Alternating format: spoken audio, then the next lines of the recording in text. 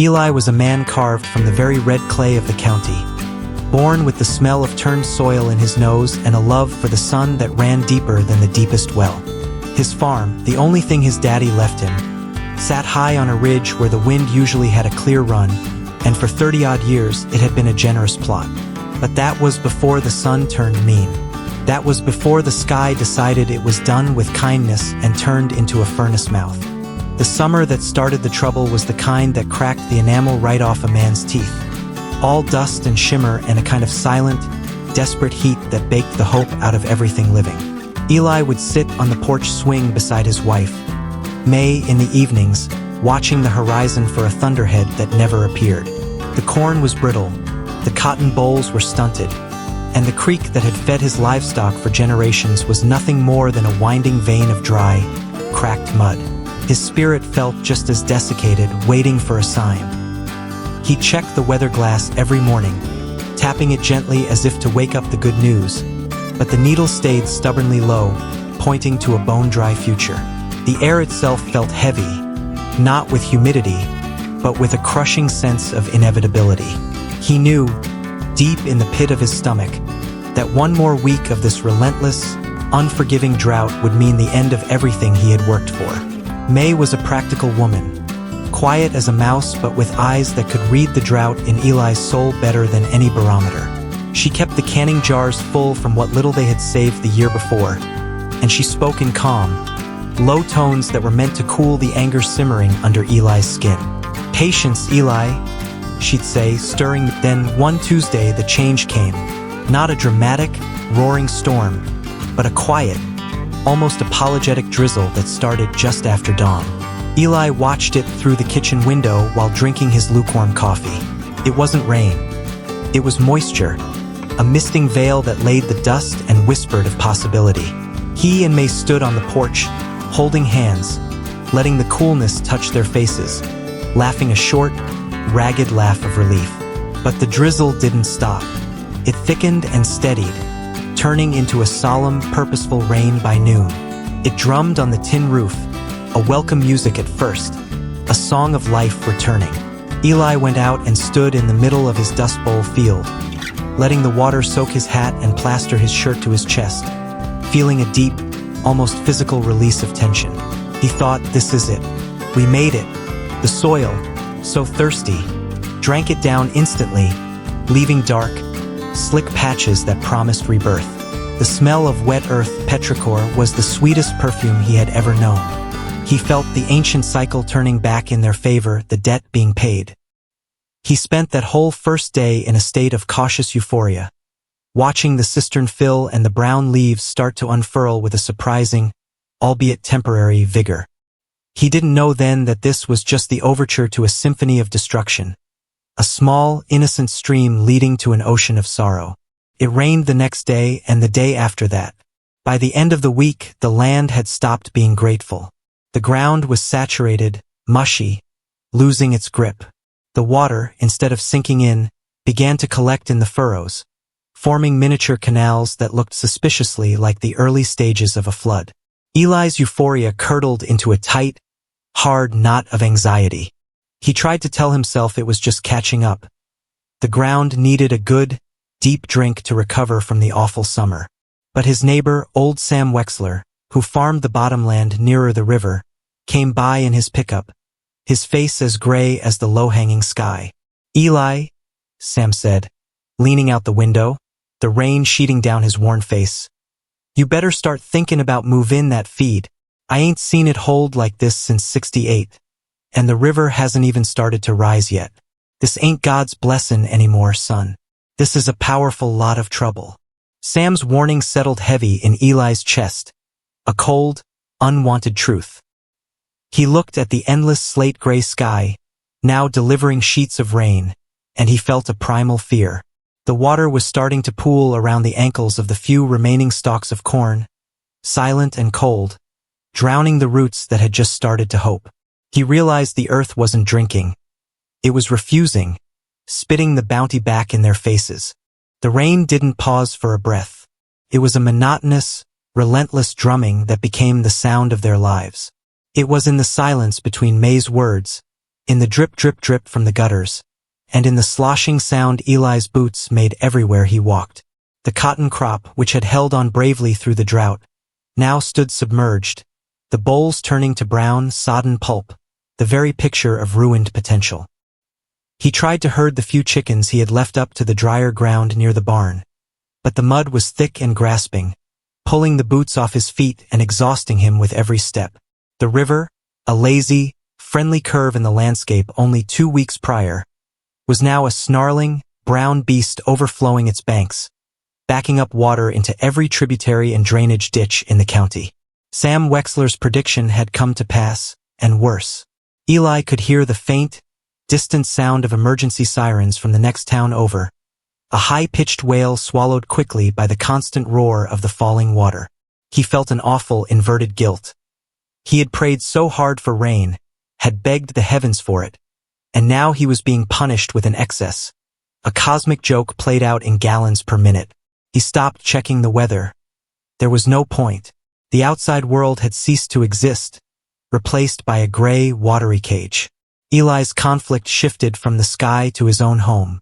He and May lived in a sturdy, old farmhouse built by his grandfather, raised slightly on piers, but the water was creeping closer. It had reached the bottom step of the porch, a dark, unsettling line marking the boundary between safety and the flood's cold embrace. May, who had been so resilient, started to look frayed. She moved slowly, wrapping the few family photographs in plastic sheets and setting them high on shelves, a quiet acknowledgement of defeat that hurt Eli more than any shout would have. One evening, the power lines, soaked and stressed, finally gave way. The house went dark, plunging them into a thick silence broken only by the perpetual rain and the sound of the rising water lapping at the porch floorboards. They ate cold canned peaches by the glow of a kerosene lamp, and Eli looked at May, her face flickering in the oily light, and he saw a strange, new expression there. Acceptance. Eli, she said, her voice barely a whisper above the deluge. It's just wood and glass. It ain't us. But Eli couldn't accept it. The farm wasn't just wood and glass. It was the story of his life, the inheritance of his lineage, the proof of his worth. To lose it felt like losing his own name. He felt a sudden, fierce anger at the universe, a desperate need to fight the inevitable, even as the water began to seep under the floorboards, cold and oily. The water was inside the house now. Not a flood, not yet, but a slow, persistent infiltration, a dark dampness blooming across the floorboards. It smelled of river silt and decay, a smell that invaded their clothes and their skin, becoming a permanent part of the atmosphere. Eli spent a futile, sweating day trying to sandbag the main doors, but the water simply seeped up through the cracks in the foundation, mocking his efforts. His heart was a drum of pure panic. Sam Wexler, having abandoned his own bottomland, came by in a small aluminum skiff, rowing through what used to be Eli's pecan grove. "Eli, you gotta go," Sam yelled over the noise. "The county road is gone, and the river's still Climben. Don't be a fool for pride." Eli stood on his flooded porch, his hands clenched, watching Sam paddle away, shaking his head. He looked at May, who was patiently lifting the mattress off the box spring, trying to keep it dry. He knew Sam was right, but a stubborn, insane loyalty to the land held him prisoner. He couldn't leave his daddy's place to drown alone. He felt a deep, irrational connection to the house itself, imagining its old bones groaning under the water's pressure, waiting for him to save it. This was the true conflict, the choice between a life built on solid ground and the treacherous quicksand of memory and pride. The fever started that night. Eli, having spent hours sloshing through the frigid water trying to secure tools in the barn, woke up shivering violently, his teeth rattling a furious rhythm. May felt his forehead and gasped, pulling wet towels from the basin and laying them on his brow. He was weak, disoriented, and the ceaseless sound of the rain started to warp in his mind, sounding less like water and more like 1,000 whispering, accusing voices. He drifted in and out of consciousness, seeing fever dreams of his fields. The cotton was huge, monstrous, blooming white under the water, and the river was not brown, but clear and silver, reflecting the moon. He heard his father's voice, harsh and disappointed. "You let the water beat you, son." May nursed him tirelessly, speaking soft prayers and forcing sips of broth down his throat. She was a beacon in the dark, silent house, her strength amplified by the crisis. When he finally broke the fever, sweating through his clothes and waking clear-headed, he saw the deep exhaustion etched into her face, and a surge of shame hit him. He had been so obsessed with saving the land that he had nearly lost her. That was the moment the scale tipped. The house was already a watery coffin, and his priority was no longer the clay, but the life standing beside him. "May," he rasped, his voice raw. "We're leaving. Now." He helped her load the essentials onto a makeshift raft he'd spotted leaning against the barn wall, a sheet of plywood and some empty oil drums tied together with rope. The water was up to their chests outside, cold and pulling with a slow, powerful current. As they pushed the raft toward the back edge of the grove, Eli paused and looked back at the house. The windows were dark, staring out at the flood like blind eyes. He felt the sting of tears, not just for the loss, but for the profound failure he felt as a man who couldn't protect his own inheritance. He took a deep breath, and for the first time in weeks, he didn't fight the feeling. He let the grief wash over him. Then, a new emotion surfaced, sharp and urgent. Survival. He turned his back on the flooded homestead, focusing only on the small, determined profile of his wife pulling their meager belongings on the floating pallet. The rain continued its steady, unforgiving beat, but now it sounded different. Less like a warning, more like a drumbeat urging them forward. They rode the skiff Sam had left behind, heading for the high ground miles away, toward the faint promise of dry land and a future that felt impossibly distant. The journey was a blur of exhausting effort and numb silence. The skiff was small, and they had to bail constantly, the muddy river water splashing their faces. The entire landscape had been erased, replaced by a terrifying, boundless expanse of brown water. Trees stood half-submerged, looking like drowning giants. Eli rode until his back was screaming and his hands were rubbed raw, driven by the quiet resilience of May, who never once complained. In the middle of the deluge, something caught his eye. A small, wooden cradle painted white, floating lazily past. It was empty, but seeing it, a stark symbol of ruined innocence and shattered domesticity, hit him harder than anything else. It was a fragment of someone else's loss, floating into his own story. He realized then that their suffering was not unique. The rain was a common enemy, an equalizer. It made his personal loss feel less monumental, less a failure and more a shared catastrophe.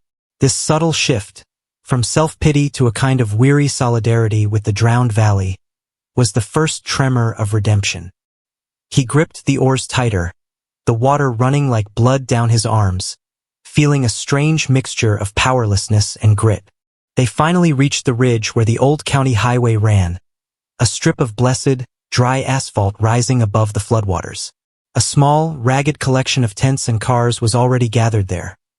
Refugees from the bottomland, including Sam Wexler, who rushed over to help pull the skiff ashore. Sam didn't offer pity, only a gruff, practical efficiency. He helped them set up a small tarp shelter and handed May a thermos of hot, weak coffee. "Knew you'd come around, Eli," Sam said, looking out at the endless rain. "Man can't fight the whole Atlantic Ocean by himself, no matter how much pride he's packin'." Eli just nodded, too tired to speak, but the simple, unvarnished kindness of his neighbor was a salve. He looked out at the vast, drowned world, and for the first time he saw not a destroyer, but a clean slate. The rain had taken everything, but in doing so, it had stripped away the decades of expectation, the pressure of inheritance, and the burden of ownership. He was simply Eli, a man with his wife and a few belongings, starting from zero. That nothingness was terrifying, yet it also held a strange, liberating freedom. The days on the ridge blurred into a cycle of damp misery and shared community. The rain did not stop. It simply adjusted its intensity, from a downpour to a steady, disheartening shower, and back again. The sky was a perpetual, weeping gray. Eli watched the water below, which had ceased rising but refused to recede, holding the valley hostage. He started talking to the other refugees, farmers like himself who had lost crops, barns, and stock. He listened to their stories of near misses and heartbreaking goodbyes to drowned animals. He realized the true value of their lives wasn't stored in silos or deeded on paper. It was in the knowledge they carried, the knowledge of soil, of planting schedules, of weather patterns.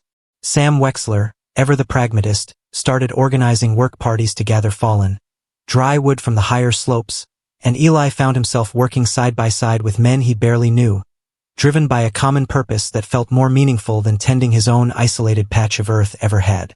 He was using his strength not to defend the past, but to build a present simple and stripped down. One afternoon, Sam and Eli paddled back toward the valley in Sam's skiff, just to check on the integrity of the remaining structures. The sight of Eli's farm was devastating.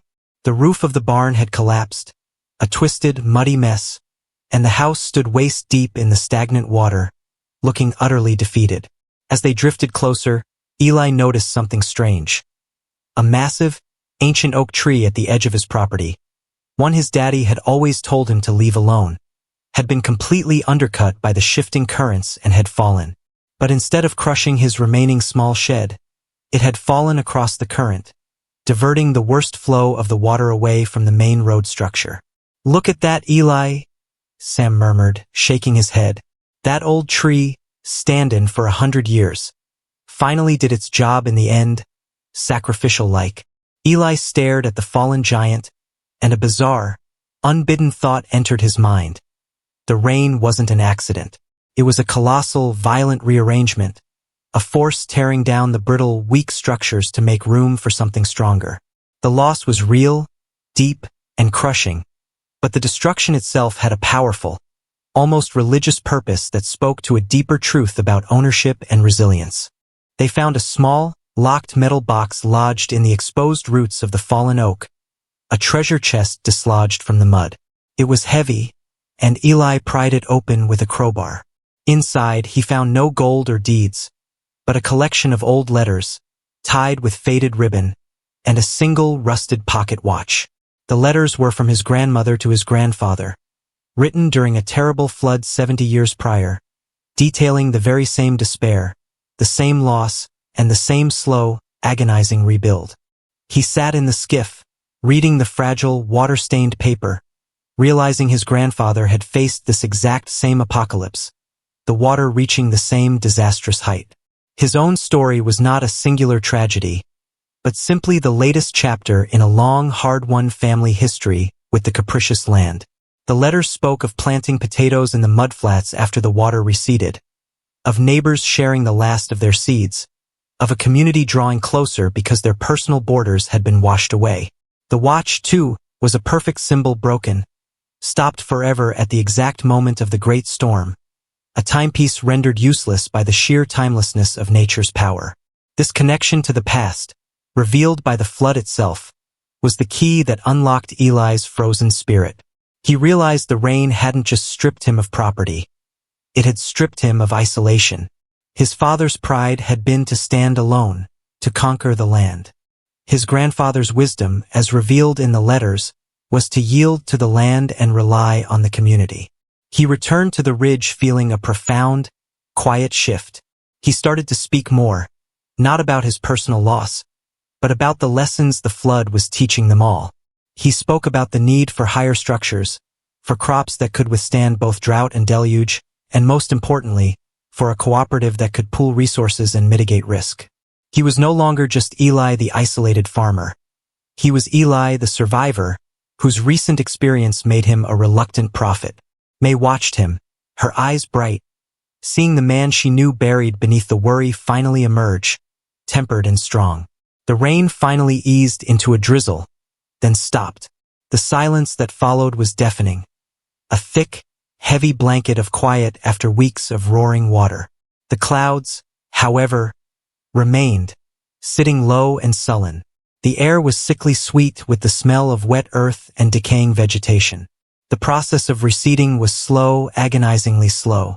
For days, the water simply sank inch by inch, refusing to give up its hold on the valley floor. The mud it left behind was worse than the water, a thick, viscous, knee-deep sludge that held the sunken world together. It was the color of old coffee grounds, slick and treacherous, covering everything in a uniform layer of ruin. It covered the roads, the fields, and the lower walls of the houses. Eli watched Sam try to drive his truck down the main dirt track, only to have the tires spin helplessly, burying the axle deep in the mire. He understood then that the real labor wouldn't be the waiting. It would be the grueling, back-breaking work of dealing with the mud, the physical evidence of the storm's thoroughness. The discovery of the ruined pump house was the next low blow.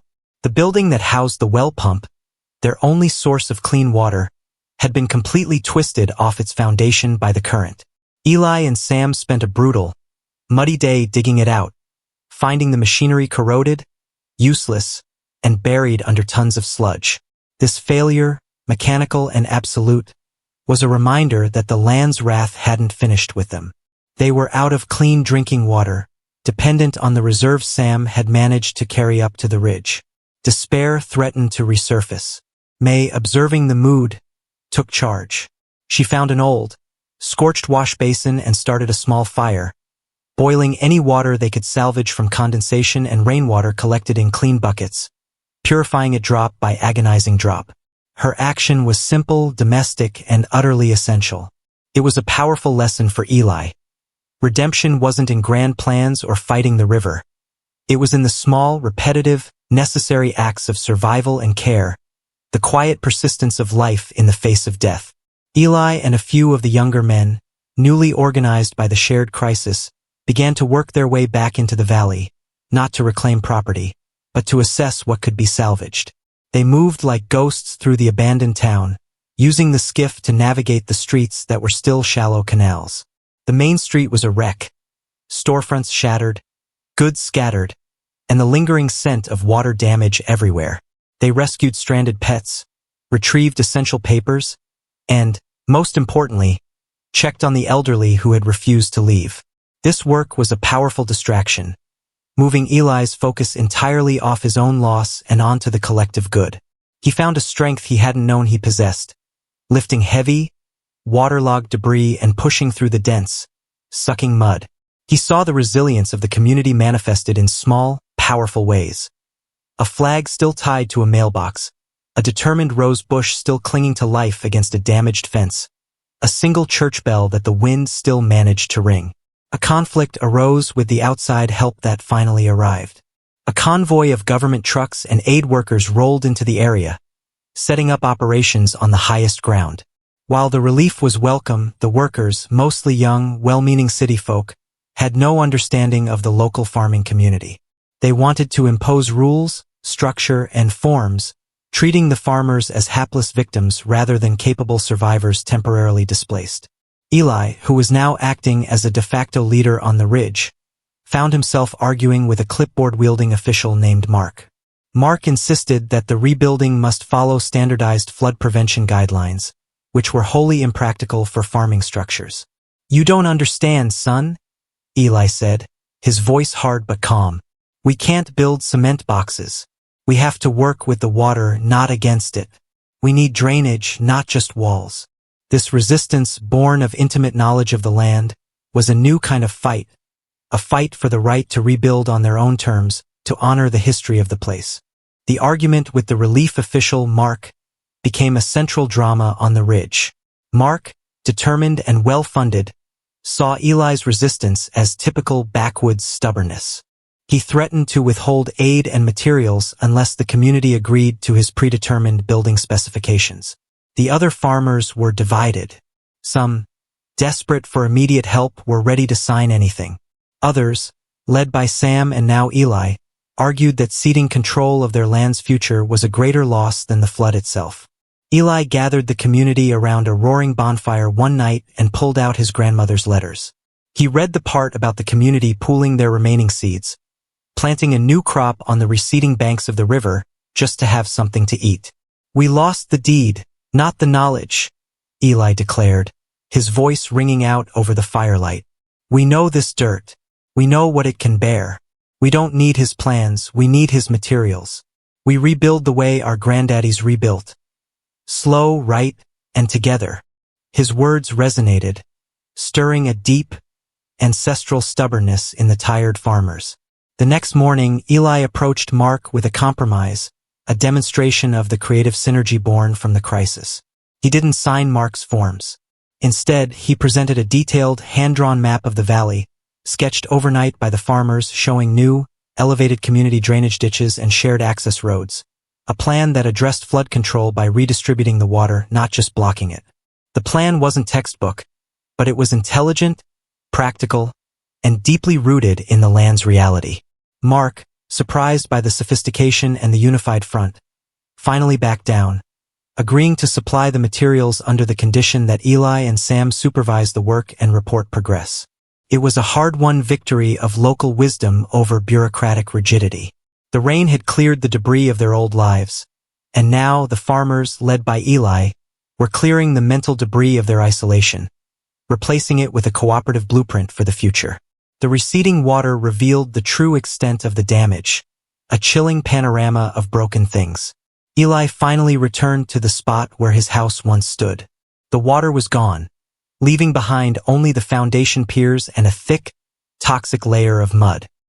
His porch swing was tangled in the branches of the fallen oak, and the smell of mildew and loss was overwhelming. He stood there for a long time, not crying, but just absorbing the sight, letting the grief register as a physical weight in his chest. He saw a flash of metal in the sludge and dug it out. A small silver locket he had given May years ago. It was tarnished but whole. Holding it, he felt the final severing of his attachment to the physical structure. The house was gone, but the love it contained had floated free, protected. This realization, that the essential things had survived the deluge, brought a strange, liberating finality. The only way to move forward was to let the old story of Eli the landowner die in the mud. He started the salvage work, but not on his own land. He worked on Sam Wexler's place first, helping to pull a tractor out of the mud and clear the debris from Sam's ruined equipment shed. Then he moved on to Mrs. Peterson's small field, clearing tangled brush and fallen limbs. He worked anonymously, tirelessly, finding a powerful, meditative solace in the rhythm of physical labor. He was the most devastated man in the county, yet he worked harder for his neighbors than anyone else. It was his penance for the pride that had nearly cost him his life and May's peace. The other farmers, seeing his example, began to mirror his actions, and the whole valley turned into a vast, spontaneous, cooperative cleanup crew. They shared the few remaining tools and the salvaged food. The shared labor, the mud caked on their hands, became a kind of silent, unbreakable pact. They were building a community, not just rebuilding houses. May found Eli one afternoon, exhausted and covered head to toe in mud, resting against a fence post. She handed him a canteen of cool water. "You've done enough for today, Eli," she said, her voice soft. "You've worked a dozen fields. Now, what about your own?" Eli looked at the barren, scarred plot where his crops had been. "My own can wait, May," he replied, shaking his head. "The soil here needs time to rest, to let the toxins drain out. If I plant now, I'm just trying to cover up the wound. We need to be patient. We have to learn its lessons." This patient, respectful attitude was the true mark of his transformation. He was no longer trying to command the land. He was listening to it. He realized the rain had washed away his aggressive, extractive farming mindset, forcing him to embrace a more sustainable, slower rhythm that honored the earth's natural capacity to heal. They started to collect the debris left by the flood, all the junk, twisted metal, and broken plastic that the river had deposited. They hauled it to a high, designated spot where they burned it in controlled fires that glowed fiercely in the evening mist.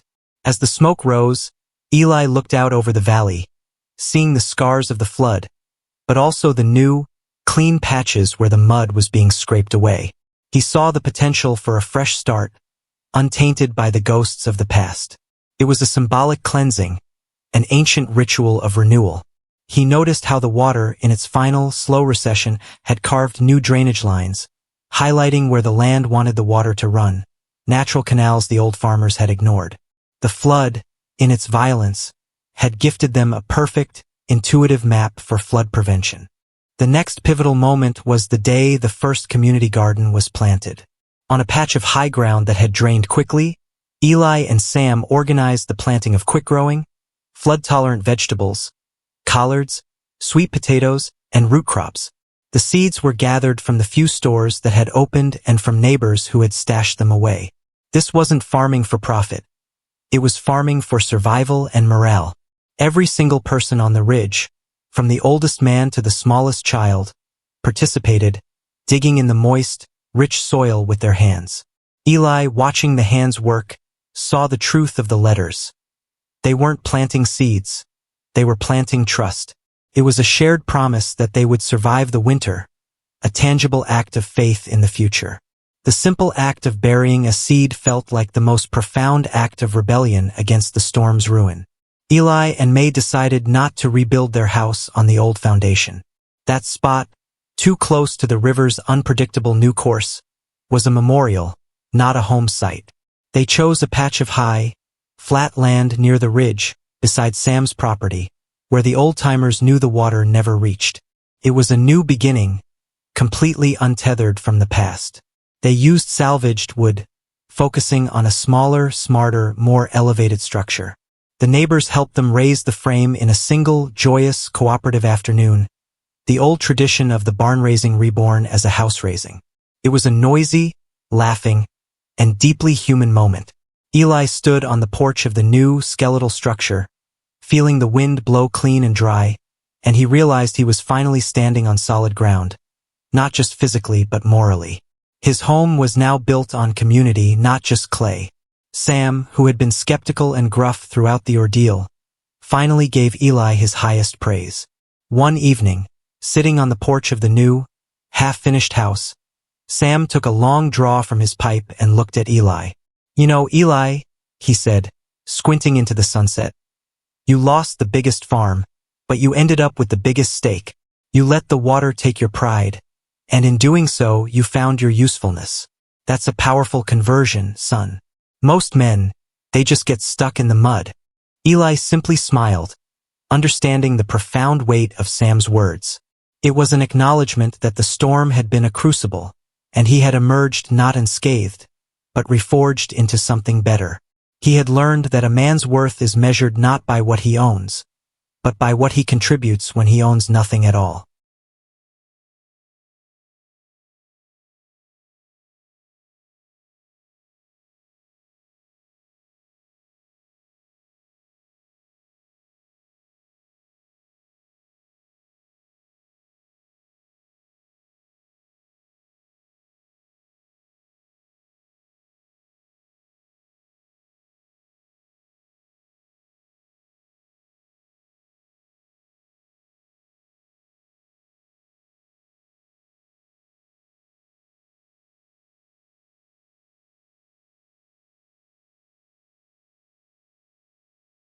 Eli and May were the last to move off the ridge and into their new, simple house.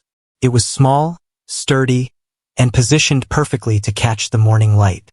They celebrated with a quiet meal of canned goods and fresh vegetables from the community garden. The windows, salvaged from a distant, undamaged property, overlooked the immense, healing valley. The vast expanse of the ruined land was now visible, a reminder of the raw power of nature, but also the equally raw power of recovery. Eli realized the redemption wasn't an event. It was the slow, steady process of turning devastation into dedication. The rain had cleared the land, but it had also cleared his vision, showing him the interconnectedness of their lives. Eli found himself walking the banks of the river, no longer in fear or anger, but in contemplation. The river had carved a deep, new, more efficient channel. He realized the old river was gone, replaced by a wilder, more honest version of itself. This was the final, subconscious lesson the rain had offered, to stop fighting the flow of life and to accept that destruction is often the prerequisite for necessary, even powerful, change. He was no longer tied to the land as a master, but as a respectful partner, an understanding that brought him a profound, enduring peace. He learned to read the water's mood, to respect its boundaries, and to adapt his life to its rhythm. The ghost of his pride was drowned forever. He started a small, successful business with Sam, focusing not on cash crops, but on building small, elevated, flood-proof storage sheds for other farmers, utilizing the lessons of the Great Flood. They called the business the watershed builders. Eli designed them with proper drainage, sturdy piers, and materials that could withstand a good soaking. It was practical, community-oriented work, based entirely on the wisdom gained from the loss of his own farm. The tragedy had become his blueprint, his failure his qualification. He was using the materials of his own defeat to build safety for others. Years later, the valley was green again, rebuilt smarter and stronger. Eli and May sat on the porch of their modest, high-set house. Eli was no longer the restless, anxious man he had been. He was a pillar of the community, respected for his quiet wisdom. A new generation of children played in the field that had once been the community garden. He looked out at the familiar, recovered landscape and realized the greatest thing the rain had done was reveal the deep, fertile ground of his own character. Eli often told the story of the rain to the new young farmers, not as a cautionary tale of disaster, but as a parable of purification. The rain didn't stop until it had washed away everything that wasn't strong enough to bear it, he'd say, leaning back in his chair. It took the crops, the house, and the pride. And when it was done, all that was left was the good clay and the good people. That's the kind of loss that makes you rich. May would listen, knitting quietly beside him, remembering the fear, the cold water, and the flickering light of the kerosene lamp. She knew the deepest truth. The rain had drowned the old Eli and floated the true Eli to the surface. He was a man defined not by the land he had lost, but by the love he had preserved and the community he had built. The day the rain finally returned, years later, it came as a gentle, long-needed shower, not a monster flood. Eli watched it with a calm, almost affectionate gaze. He didn't check the weather glass or worry about the cistern. He simply stood on his sturdy, elevated porch, breathing in the scent of life-giving moisture. The storm no longer held any power over him. It was just the earth's natural process. He knew the difference now between a good soaking and a reckoning. He had learned that the human spirit, like the ancient river, must occasionally be allowed to overflow its banks, washing away the clutter of expectations and possessions, before it can carve a deeper, truer course for itself. Eli's legacy wasn't the land he farmed, but the resilience he shared. He had lost everything his hands had built, only to find the unshakable foundation of his soul in the eye of the storm. The rain, in the end, was the greatest, most brutal gift he had ever received, baptizing his life in necessity and revealing the quiet, powerful grace that lies beneath the ruin. He reached over and took May's hand, feeling the familiar, warm certainty of her presence. The only things that truly mattered were things that water couldn't damage. The rain fell softer, a gentle benediction on the newly forged life in the valley. Eli closed his eyes, listening not to the sound of destruction, but to the sound of simple, honest, hard-won peace. The end of the old story was the beginning of the real one. Eli and May sat there, listening to the rain fall, not a threat, but a memory, quiet as a mouse and deep as the river's new channel.